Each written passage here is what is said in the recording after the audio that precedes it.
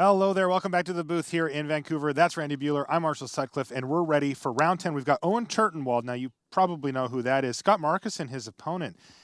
He's got a bit of a spicy brew down there in the feature match area. We'll tell you about it more when we head down. Let's go down for round 10 here from Vancouver.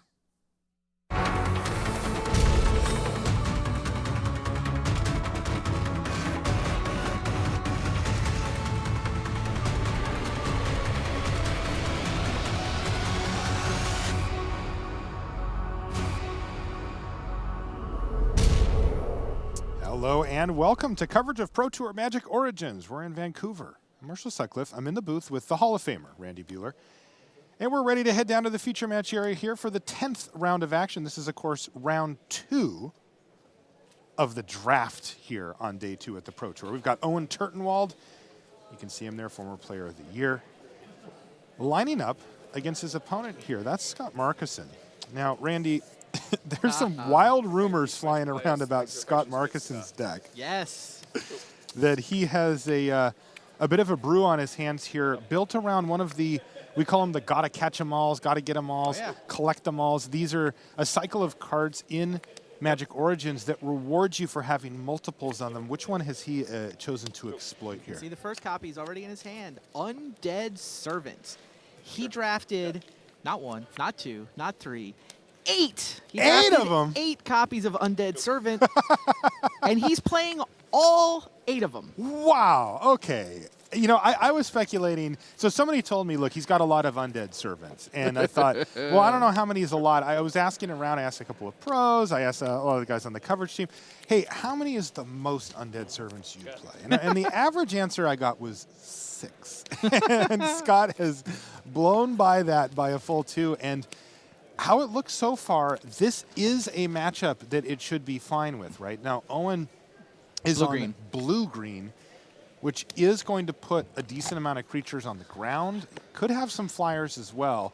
You know, the kind of thing, if I'm Scott Markeson, that I don't want to see are really fast decks, right, and decks with a lot of flying. Right. Just the one. Owen's 3 Claustrophobias in his blue deck, but like Jesse and Thief, not a lot of flyers. Does have a Soulblade Djinn. That's a nice one. Goldforge Sentinel, couple flyers, but not, you know, the critical mass. He's not like a blue weight flyers deck that's just going to run over, you know, fly over those Undead Servants. He's much more on the like double Llanowar Empath, double Wild Instinct, push through on the ground side of things. Speaking of Wild Instinct, he just used one to kill an Undead Servant, and I don't think Scott could be happier. Now, he doesn't happen to have another one in his hand yet, it looks like. There's 7 left in his deck. Yeah, so he has got to be so stoked to see an actual one-for-one here. You know, he's flooded big time. Oh, he is big-time flooded. He's still got more lands in hand and just a Shaman in the pack, and he's going to play that here. It can trade for the Guardian Automaton, but any follow-up plays by Owen could potentially be disastrous here. Anything big from Owen. Wow. And it was that a Caustic Caterpillar for Owen off the top? He's going to play a Vastwood Gorger this turn, so this is a big turn for him. Yeah, there is a Caustic Caterpillar in his main deck. Wow, I'm surprised to see that from Owen. Another land off the top for Scott. This is getting a little brutal for him. A couple super quick updates, by the way. Matt Sperling already up a game on Nathan Holiday. Those guys are 7-2. And Antonio Del Moral Leon is already up a game on Nikolai Herzog. 6-3 apiece for those 2 players. And we thought the standard format was fast. First, second, pass priority. All right, so Scott is going to just say, you know what, I'm going to take this Vastwood Gorger off the table by double blocking and hope that you don't have anything big to follow up with. Unfortunately for Scott, he does. He's got that Goldforge Sentinel. All right, the Caustic Caterpillar does its duty. It's the bin, getting discarded to the Deadbridge Shaman. But the 4/4 flyer is really nice here. And could it be another land for Markeson? Oh, no. He has 10 lands in this draw, 11 lands in this draw, and like counting. 3 spells. 11 land, 3 spell is tough to work with, even when you have 8 Undead Servants in your deck. Sure. All right, he's found Read the Bones here, with 4 mana left. Undead Servant doesn't do anything about Goldforge Sentinel, though. Just draw it. Yeah, so that is the real issue, is that he needs to find removal for the Goldforge Sentinel, and he needs to get his ground game going as well. So this is going to have to be a pretty miraculous Read the Bones here. Let's see what he's found. Yeah, pretty visibly frustrated by his draw. Yeah, you can tell by his mannerisms because he's playing a Leaf Gilder here. Jeez.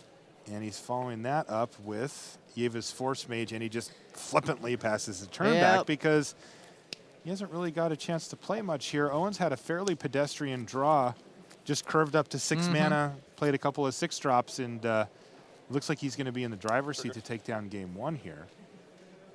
And this is a Claustrophobia, which is going to allow the Automaton to attack. That, of course, is a lethal attack, forcing the block by the Leaf Gilder, and that is going to do it.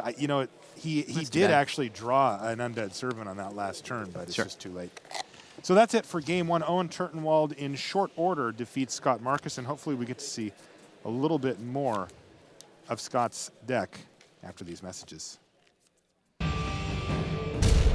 Qualify for the next Pro Tour on Magic Online.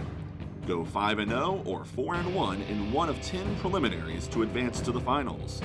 See the full schedule at mtgo.com. Start on your road to the Pro Tour by playing in a preliminary Pro Tour qualifier. With more than 2,000 locations running events, you're sure to find one near you. Visit magic.wizards.com/pptq for schedules and information. And welcome back to the feature match area here at Pro Tour Magic Origins. Let's take a look at what our last undefeated player is up to here. It's Taro Yamamoto. He is 9-0, facing down at Joel Larsson from Sweden, who's 8-1. We're in the middle of game 1 here. King of the Hill table.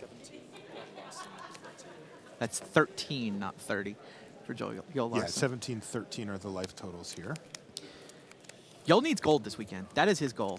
And he's well on his way, sitting at 8-1, playing to be King of the Hill this round, actually.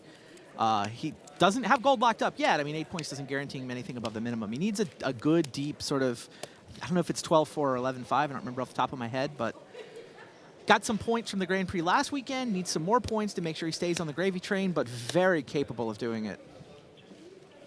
Yeah, he is putting himself in a good position to do that. Yeah, I mean, with the top 8, he's still live for platinum as well. I mean, obviously, anybody's still live for Worlds if they win the Pro Tour. Right. That one's always out there. Yep. That dream is alive as long as you are live for the top 8. In the meantime, Yamamoto is going to attack with 2 of his creatures here. The War Oracle, which has Renown, so it's a 4-4 with lifelink, and then the 3-3 now. Flying Griffin are going to hit the red zone here, and it looks like Joel Larsson is forced to trade off Rock Smallers for the War Oracle here. Otherwise, he can't win that race anyway. So that thing's going to hit the bin.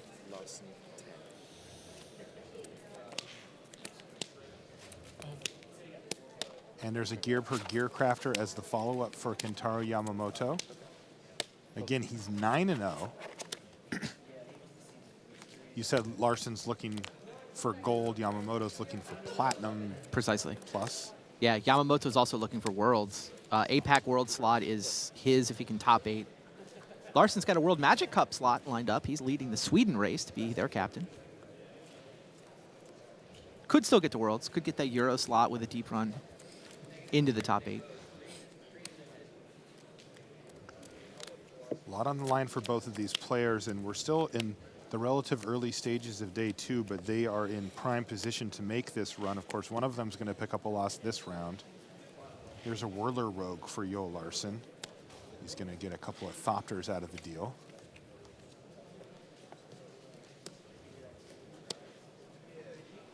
And he is going to give his Wardens Unblockable. I like this play a lot from Joel.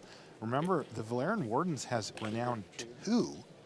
So it's going to become a 3/5. And draw a card. Yeah, it's actually, they actually put the dice on wrong. It's actually Renown 2, so we'll get that fixed.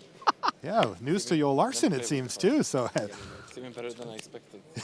that's what I was going to say, Joel. Even better than you expected, my friend. So, and also, of course, he gets to draw a card when it becomes Renown, which I think was the part he was excited about there. But a 3/5 attacker is nice, or even a blocker on the ground. Why don't we jump back over to our main match, Owen Turtenwald versus Scott Markeson here. Looks like they're just underway in the early stages.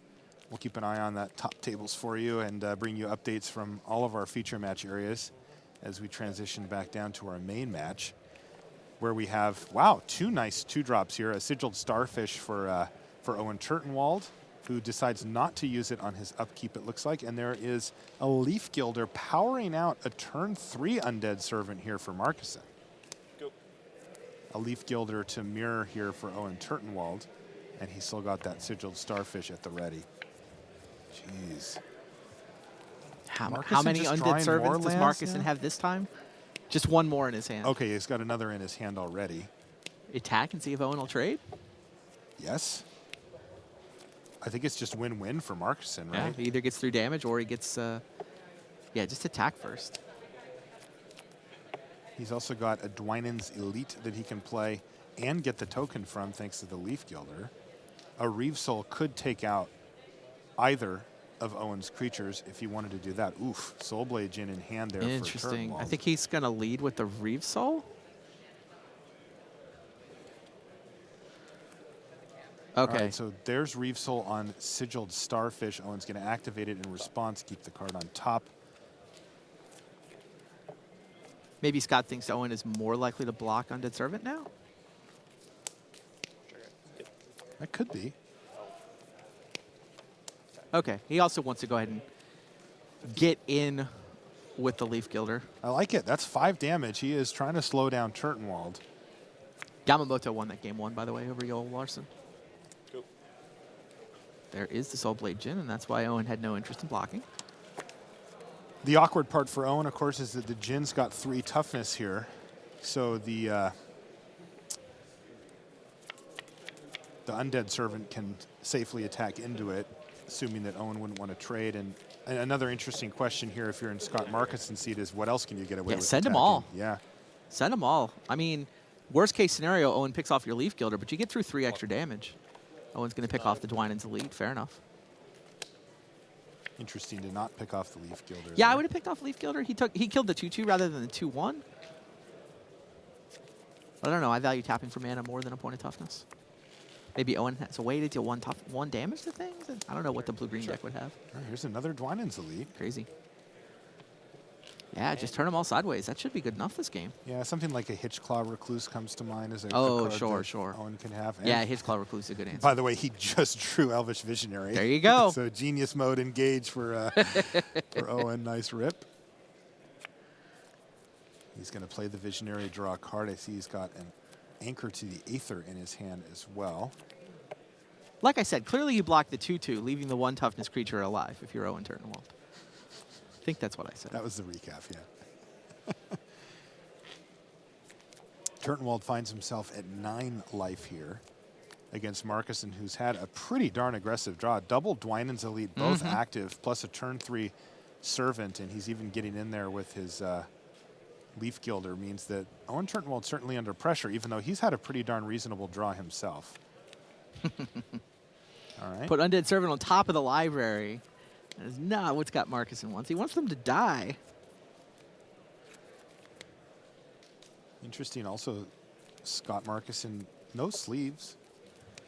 Oh, yeah. You know, I think we should make a rule that if you play with no sleeves, you have to wear a sleeveless shirt as well. Just no sleeves at all in the feature match area if you're going to run it. We'll leave it on top. When debates the scry, goes for the top. And he's going to leave his Soulblade Djinn back to Yeah. block as he 9 is. life, he's got to play defense. Definitely. Also, it worked out well last time for him. He got away with it. Yeah, once you get away with it once, now you kind of know your opponent doesn't have any combat tricks. Yep. And Markeson it has to be content with just recasting. Yeah, he would have gotten through for 2 damage with an Alpha Strike, but lost 2 guys. You know, this is actually really interesting. Owen can set up some pretty insane turns here. So the card he left on top was Titanic Growth, but he's also got Stratus Walk. That's double triggers on the Djinn. He can get a creature in the air, pump it, and get 2 triggers for all of his creatures on the Djinn. I think he's actually going to try to set this up for next turn. Because look how many creatures he has now. Sure. Each of those gets +1/+1 anytime he casts a non-creature spell. He can cast 2 in a turn. That's going to pump all of his team, including the Djinn, by +2/+2, and he can add +4/+4 and make one of them a flying. Build your own overrun. Build Yeah. your own Jiraga's Invocation. Yeah, with flying in this case, too. The question is, can Scott reduce his forces through attacks enough to make it worth it. And don't think he can. Yeah, the Orchard Spirit is also pseudo-flying. So Owen effectively That's will have right. 3 unblockable creatures. Yeah, all a at 4/4, +2/+2. Yeah, a 6/5, and then whatever else he puts That's the other thing lethal. on is going to be 4 damage as well. That is more than 16. Now, The question Scott is, does does have Scott untapped tap mana. out? Yeah, and Yes. he does. bye-bye. Yeah, good game.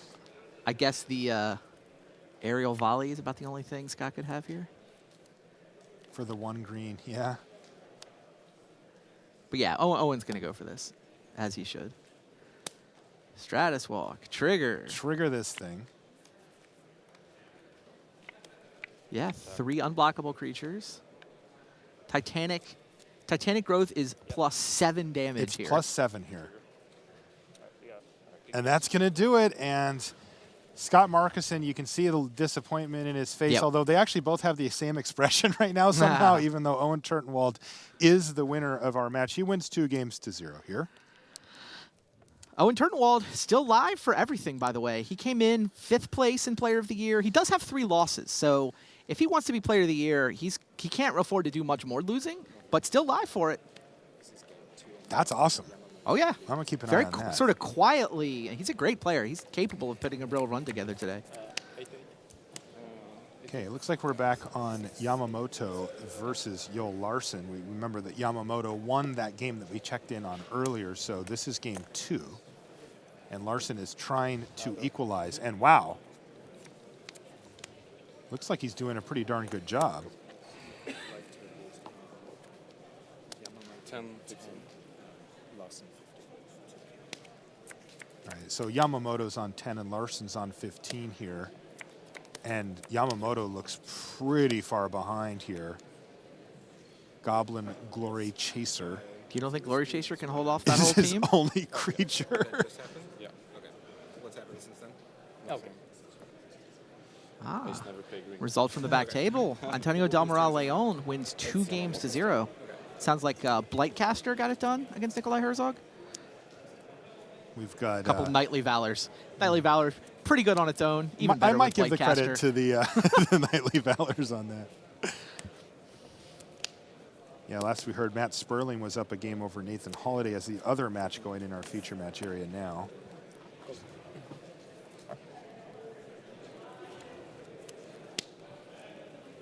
All right, so it looks like it was heavy infantry here for Kentaro Yamamoto. But that is going to get tapped down with Claustrophobia as Yo Larson adds to his board even Jeez. further, and that's actually game. Eva Force Mage Yeah. prompts the concession. Eva's Force Mage was it. Yamamoto down. And he On to is game 1 3. game away from taking his first loss here if Yo Larson can close out. King of the Hill at stake. Nathan Holiday and Matt Sperling both are on 2 losses, 7 and 2.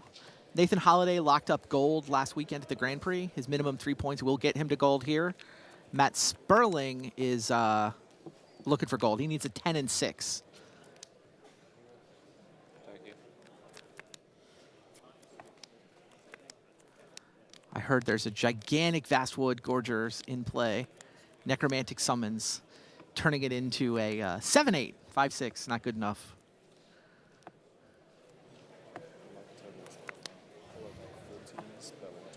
Yeah, Holiday, the one attacking with the Order 1, summoned Gorger. 2, 3.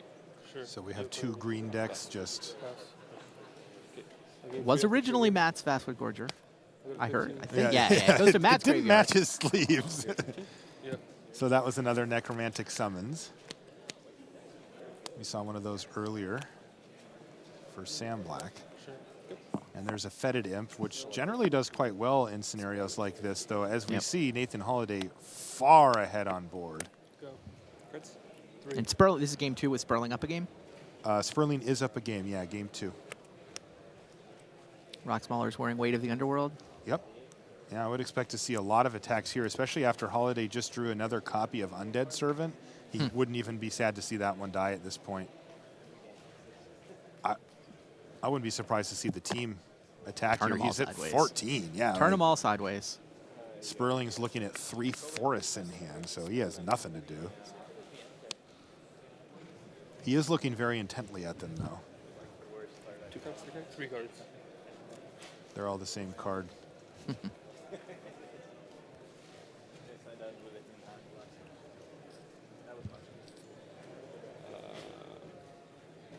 I'll attack like this, trigger this, gain 1. He's going to gain a life off of Dwynen here. Go ahead and block, and the obvious block is Rune Servitor on the Servant.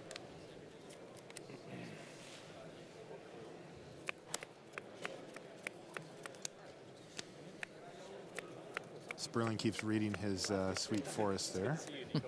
I'll block. Pass priority. Sure. Okay, so you take 8. 7. Renown 2 hits, Yep. and this is just all coming up Nathan Holiday here. And in fact, even with the board state as it sits, there's really nothing to worry. Even Chandra's Ignition doesn't get Sperling out of this thanks to the weight of the Underworld there. I think Holiday can just play that Undead Servant, build out his board even further, and try to ensure the victory next turn.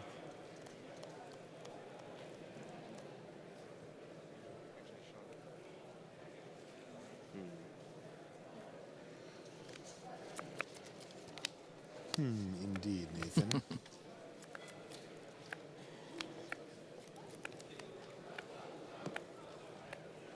Holiday has 2 different copies of Necromantic Summons in his list. Also, Liliana, the Heretical Healer. It looks like Holiday decided just to pass a turn here. He's worried about some kind of sweeper, like a Chandra's Ignition, I guess. Yes, like a creature into Chandra's Ignition. There is no Chandra's Ignition in Matt Sperling's list, though.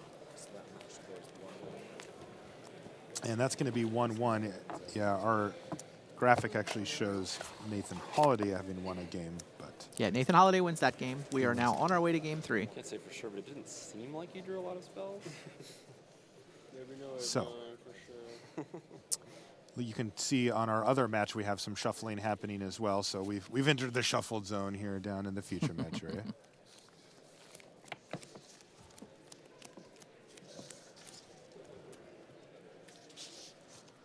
I think we'll go back to Yamamoto Larson. We'll go back to them, and we'll keep an eye on the other match. We might even be able to catch it, and they're still in the middle of sideboarding. They've got a little ways to go. So this is a super important match for both of these players. Looks like they're both down a card. Yep.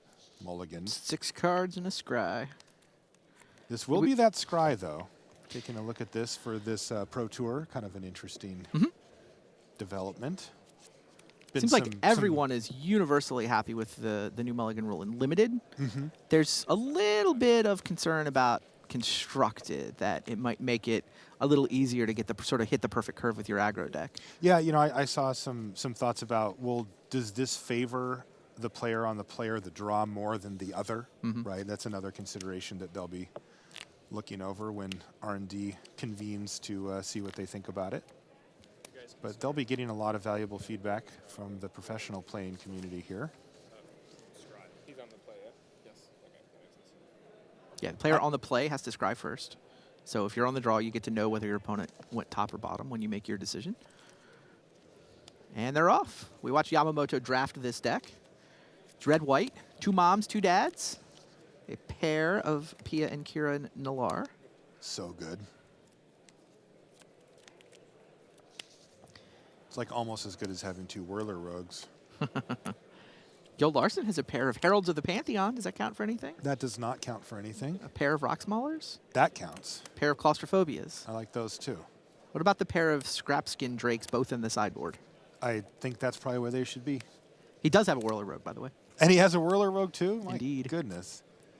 All right, so Fiery Impulse takes down the Rune Servitor that was looking to hold back the Goblins or threaten to trade for the Cleric of the Forward Order, but instead 4 damage is going to hit Joel Larson, and he is going to need to stabilize this board and quickly. Yeah, Charging Griffin now too from Yamamoto, so really clean start here. He went 2-drop, 2-drop, 1-drop, 4-drop. This is a nice sequencing from Yamamoto, who's used up all of his mana and maximized his damage, though next turn's when he really gets to start pounding.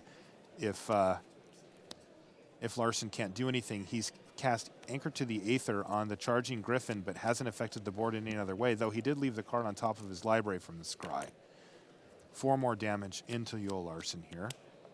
Yul's actually got kind of a nice artifact synergy in his deck. It's surprising for being blue-green, but 2 Ram Rollers and a Hangerback Walker. Okay.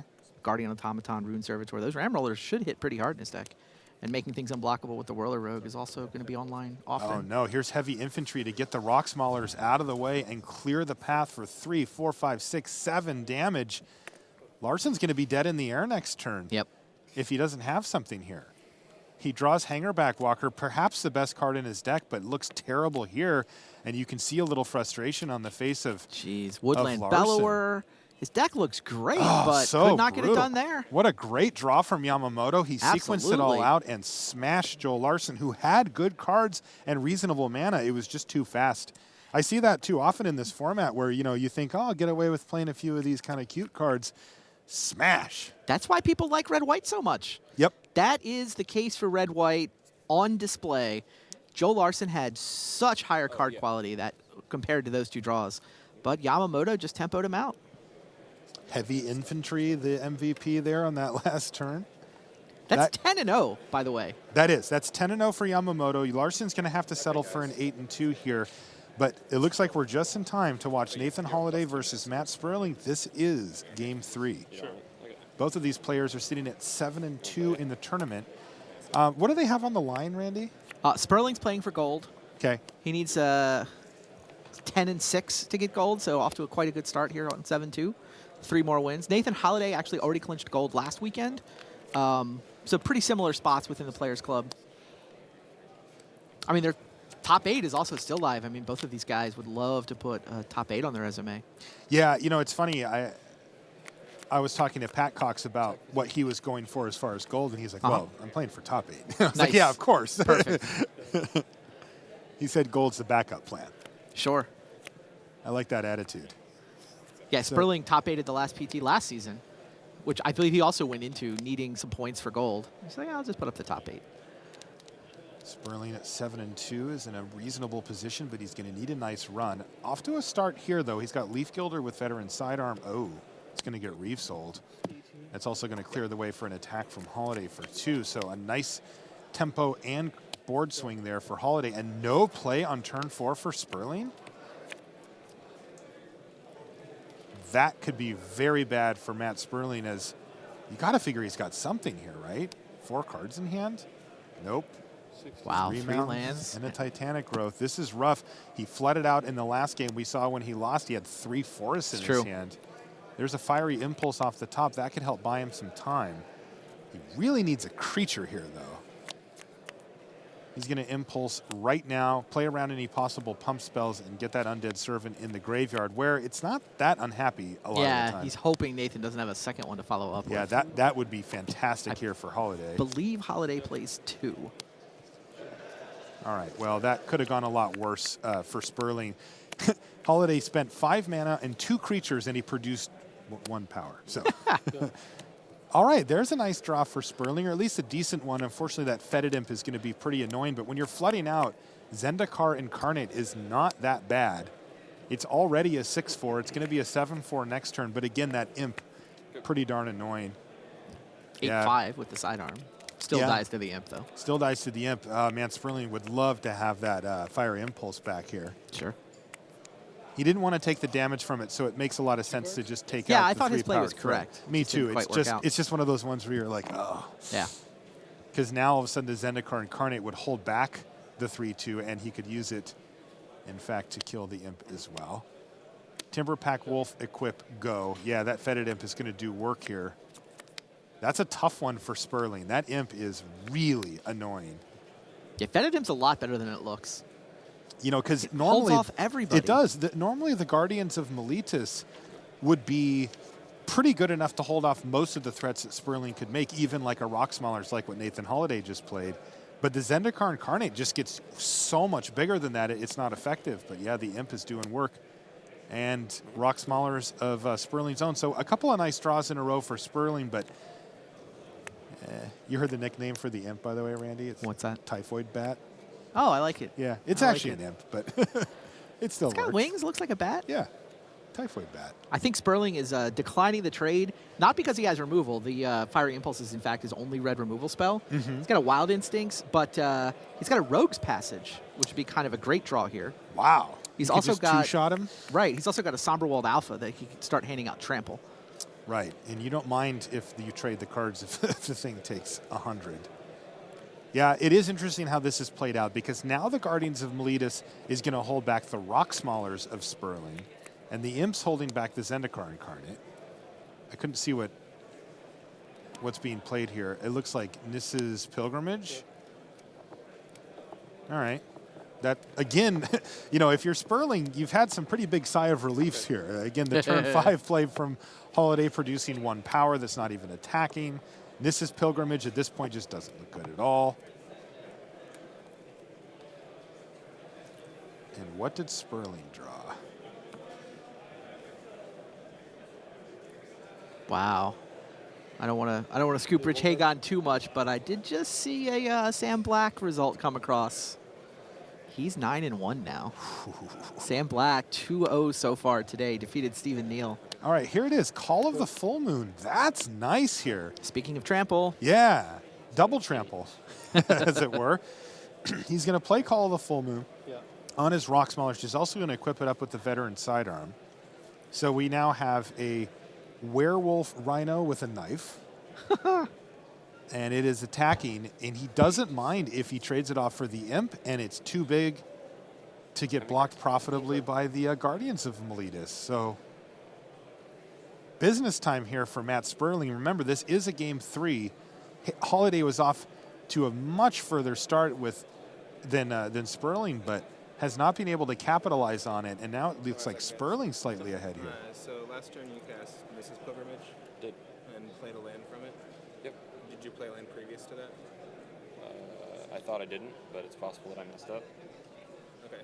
Hold on, we're just going to check real quick. Sure. Yeah. We'll just check it. All right, Sorry. you guys heard what the judge is saying, I'm just to pretty make sure I to see if Nathan Holiday I think it had went played down a to one land card. You prior left me to the one card on your Pilgrimage. turn, right? Remember, Pilgrimage puts 1 onto the battlefield happened. tapped I and don't 1 in believe your you hand. played 2 He played the one that he put in his hand, and the judge just Nor that you have incentive to Double checking. I mean, obviously, I'm not cheating. I mean, whatever. I'm pretty sure that I went down to 1 card on your turn and then drew this and cast it. And played I mean, 2. how much mana did you have open when you rocked? I mean, he does get it. I had 2. This is Pilgrimage is 1 into play, 1 in your hand. Yeah, 1 into play, 1 in So your you do hand. get 2 lands into play on that Pretty sure I turn, had 2. right? There's the one that comes into play as a result of resolving the Can I grab a spell, drink of water and while we then wait, or is it not going to be that long?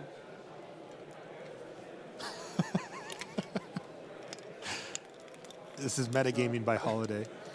he's Sperling got asks if water. he can get a water, and immediately the water bottle comes out from Holiday.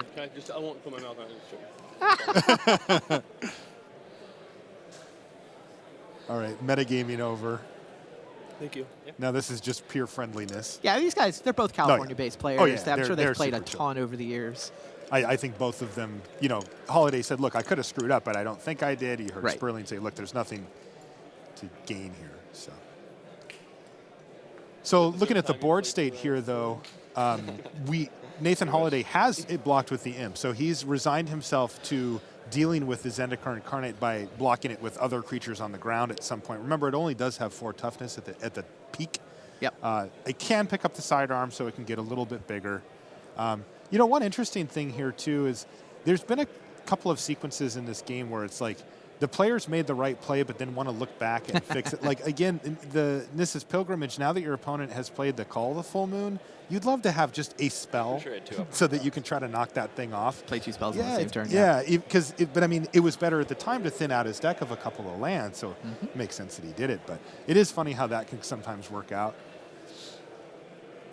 It's okay. Okay. All right, so you take we're- 6 trample. we're- Looks like Hold on a everything second. is. Yeah, everything's set. Yeah. Pass priority. Yeah. All So right. I take 6 trample, right? Yeah. So All right, it'll be as it 11. stands, Nathan Holiday's taken 6 trample damage, even with that sequence, and of course the Imp is now gone.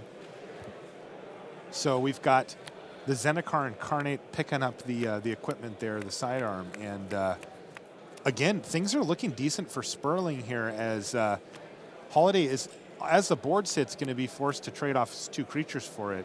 Cruel Revival. Oh, that's a good draw. Cruel Revival, and he's even doing it for value here. Undead Servants a zombie. Wow. What a huge swing in the other direction. Is there a Titanic response? growth. No. Take 2. But you know what? Still. I'm pretty sure that Holiday has Necromantic Summons in his Yeah, again. hand. Sure. Go ahead. And he can get that rock back, the rocks back, or even the Zendikar Incarnate if he wants. But I think a 6/6 Rock Smaulers, which is, I'm assuming, what it will be, although I haven't confirmed that he has Spell Mastery. Yeah, he does have Spell Mastery, so that would be huge. Molten Rambler there for Matt Sperling. So not a bad draw. I mean, this late in the game, drawing one of your 6-drops has got to be what you want.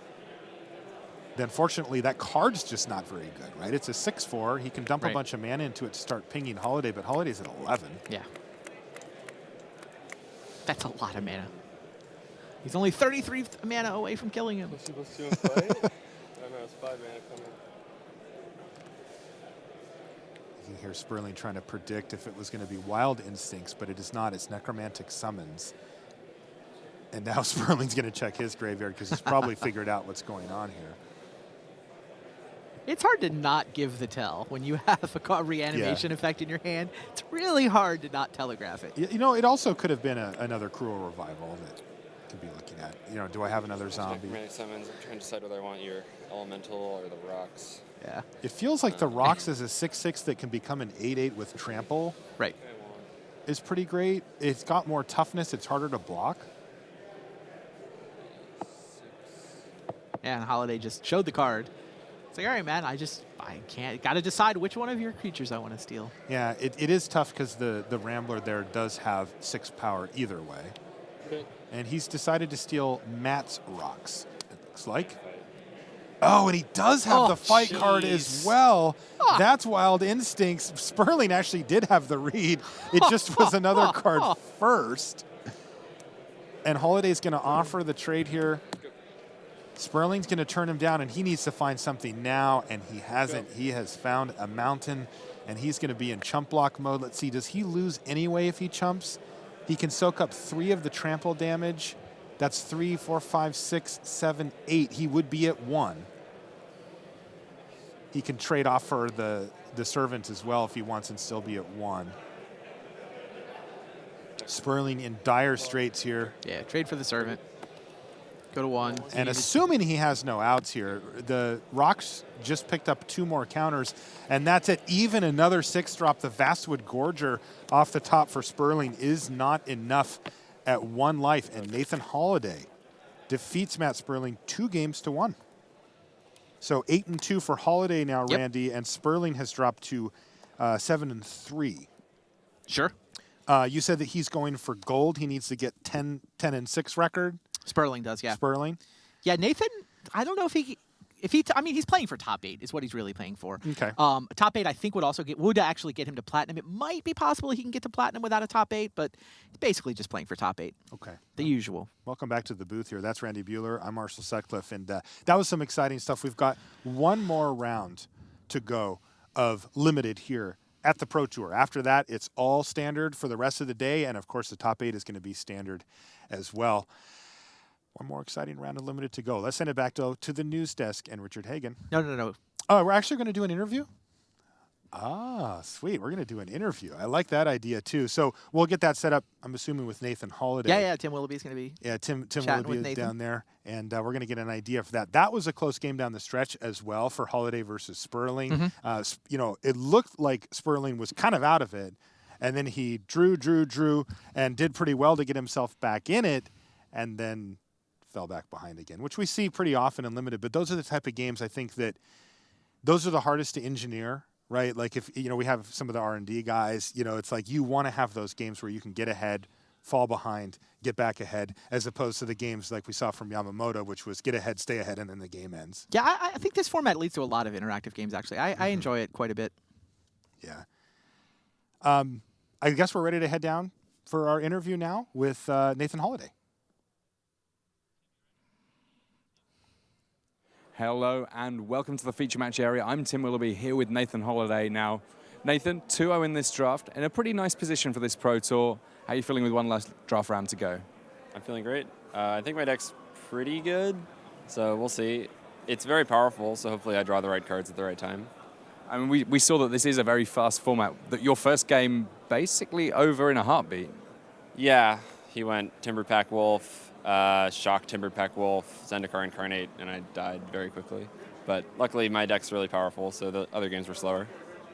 Now, you locked up your gold status last weekend in Dallas, so in a way, a little bit of pressure off this weekend. What were you really looking to get out of this Pro Tour? Well, with gold locked up, I mean, X4 gives me platinum, or I could top 8. Anything less than that is like some cash, but, you know, whatever. So really want to spike this one. Yeah, all about the levels, all about the points, still a huge amount to play for here at this Pro Tour. And how's your constructed deck been for you? Very good. I'm 4-1. I've lost only to the mirror. So I think our constructed deck's great. And which team was it you were testing with on this one? Channel Fireball and Face to Face. Yeah, we're playing the artifact deck. So. Fantastic stuff, making plenty of Thopters, causing all sorts of trouble in this feature match area. Yep. Congratulations, Nathan Holiday. I'm sure we'll see plenty more of you in the next few rounds, but now we're going to head things back to the news desk here at Pro Tour Magic Origins. Thanks very much to Tim Willoughby there with Nathan Holiday, part of the Global Ginger Alliance. Good boy. Well done. He's doing very nicely. Other people are doing very nicely. Let's talk about the top of the Player of the Year race. Erik Froelich came in as leader, but had to win his last round yesterday just to come back today at 4-4. 5-4, now 6-4.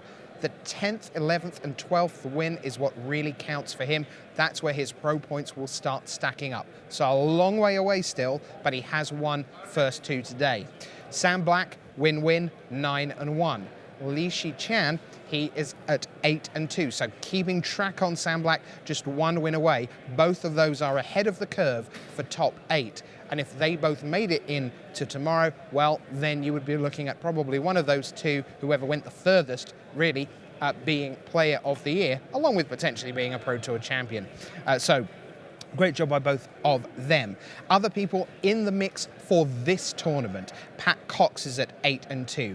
Stephen Neal lost to Sam Black, but is still at 8-2. Mike Sigrist, 8-2, the number 20 ranked player in the world. He is still very much in with a shout of a World Championship slot, in with a shout of the top 8 here. And then you've got at 7-3 the likes of Brad Nelson. Mike Flores is 7-3. 2 Australians at 7-3. Well done, Luke Mulcahy and Paul Jackson. They're both in the running. Jackson looking to overhaul Don Van Ravensvaai for the Australian World Magic Cup captaincy. And then just coming in, Sean McLaren is up to 8-2. Because Jacob Wilson, I can tell you, is down to 5-4 now, that means that pretty much puts Sean McLaren in very much the box seat for the Canadian World Magic Cup captaincy race. Although Alexander Hayne, who we've not seen a lot of through the weekend, he's up to 7-3, already locked for his slot at the World Championship. Hayne at 7-3, trying to chase down Sean McLaren, but Hayne would need at least the top 8 really to overhaul McLaren in that particular race. So still plenty of results coming in, but it's time to go deep inside Limited, inside the draft viewer. One of our favorite European players, Pro Tour Gatecrash finalist, is waiting for us. Here's Brian David Marshall with Joel Larson.